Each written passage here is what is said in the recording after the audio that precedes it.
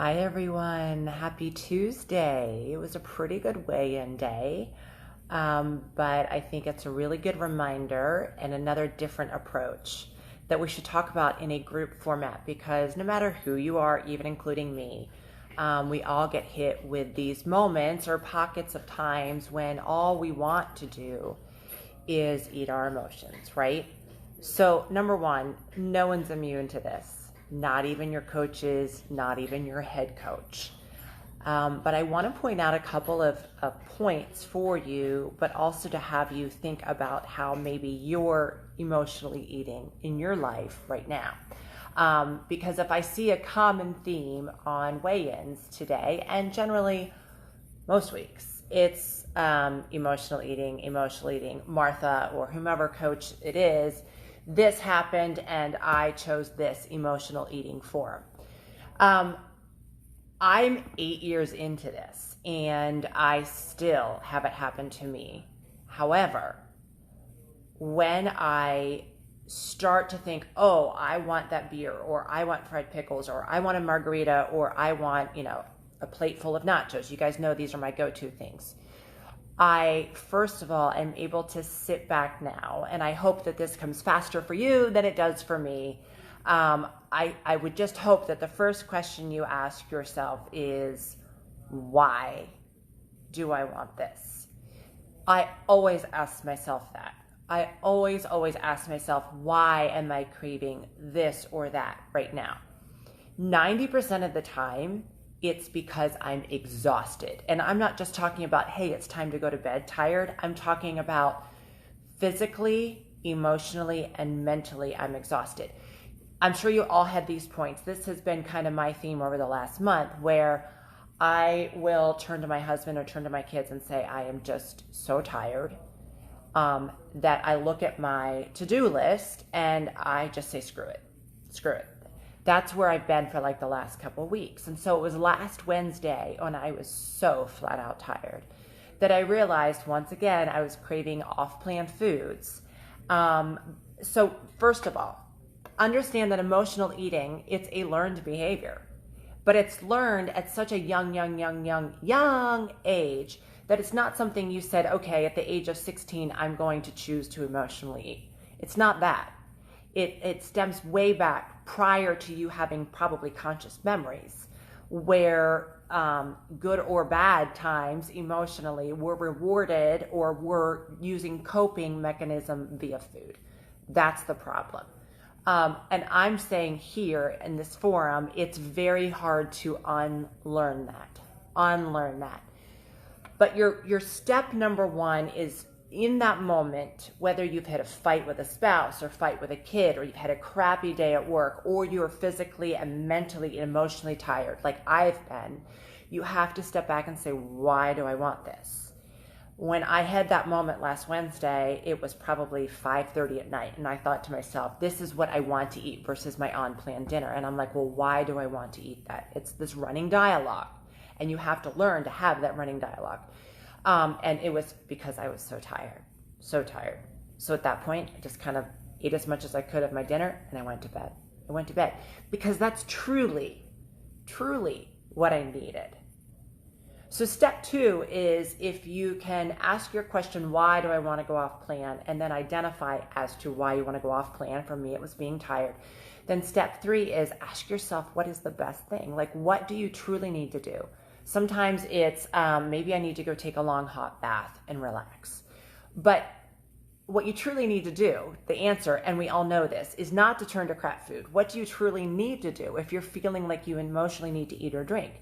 Maybe you need to resolve conflict with somebody. Maybe you need to apologize to someone. Maybe that's weighing on you so much. Maybe you need to have a long, honest truth with somebody that's in your life. Like, instead of turning to the crap food and alcohol, what are you avoiding that you need to get done? For me, it was, I truly needed to go to bed. I needed to force sleep. But for some of you, is it something that has happened within your family that, quite honestly, maybe you've had a fight with your old mom, right? Or your dad, and you're like, I'm an adult. Why am I fighting with my parents? I'm self-sufficient. I'm an adult. Maybe you've had a fight with a spouse or a significant other or a child. Well, hello. Deal with it, right? Instead of saying, okay, I'm going to turn a blind eye and I'm going to eat my emotions out of this, really, honestly, quite honestly, until you deal with it, you're going to want to continue to mentally and emotionally eat and drink off plan, right? We're adults. We can deal with these things. The other thing I will put a big caution flag out there is this. Whether you realize it or not, each one of you is going through a process of healing your relationship with food. I'm going to say that again.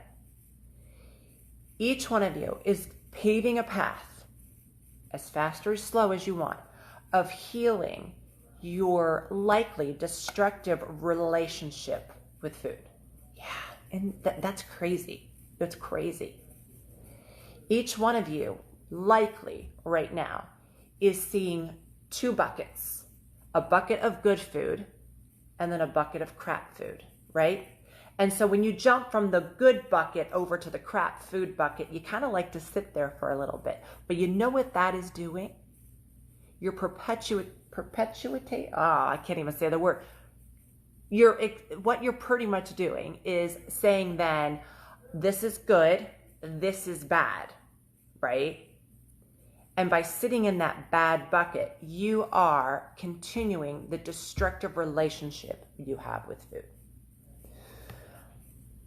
It is just now, entering into my 12th year of doing this, that I can honestly say I have the best relationship I have ever had with food. And I honestly pray it doesn't take you guys this as long as it's taken me. It might be an 8-year process for each one of you. But I can honestly say, sitting here, I now no longer see foods as good and bad. There's not two distinct buckets. Yes, partly because I'm sitting at maintenance, but I can honestly tell you, having sat at maintenance for a couple years now, this is the first time I've been able to say, okay, I am not a horrible person if I eat this once. And I've shared with you guys before that I'm able to flip the switch off, go off plan, and flip the switch back on and get back on plan. But my big overwhelming point is this. You have to really dissect why on your emotional hard days or crappy days you are going to off-plan foods. Because once you identify that, then you can deal with that versus just sticking your head in the sand and saying, I've had a bad day, so I'm going to eat pizza and have 5 beers tonight. Because when you continue that emotional cycle of emotionally eating, you will continue to perpetuate, that's the word I was looking for, perpetuate this really horrific relationship that you have with food. Another quick story, because I don't want to call a client out, because this was a really vulnerable moment that she shared with me today in the dashboard. But I'll tell you my side of it. When Steven used to go out of town, whether it was for a week, it was generally like, to be honest, since we've lived down here, he would go out of town for a week. Of course, he's not traveling with COVID. But when he would go out of town, I discovered I had this behavior of allowing myself to drink more then. Why? Because he wasn't watching over me, right? And it was my way of doing what I wanted to do when I wanted to do it on my own terms with no one watching me. So when he would go again, it wouldn't be every night, but I would have like maybe, one night and then have another really fun night of drinking. And when I realized this, I thought, that in itself is also a destructive behavior. And it never fixes your relationship with the addiction that you have. Whether that's food, alcohol, sugars, whatever it is. So every time you decide to emotionally eat off plan, you are building a very destructive behavior, a very destructive relationship that you need to fix with food. So step 1, identify why you're doing it, right? Once you've identified why you're emotionally eating or drinking, fix it. Have that tough conversation that maybe you need to have with somebody, that's causing you to emotionally drink or eat. And 3, always remember that this journey, of course, is about weight loss, but it's also vitally important to remember that you are completely changing, for the positive, your relationship with food. And my dear friends, if that is one thing you can take away, no matter whether you stay with us for a month or 12 weeks or 2 years, always remember that your actions toward food is either is either strengthening your relationship with food, which needs to be a healthy, beautiful relationship, or you are continually going to struggle because that relationship that you have with food is a destructive one. All right? I love you guys. Happy Tuesday.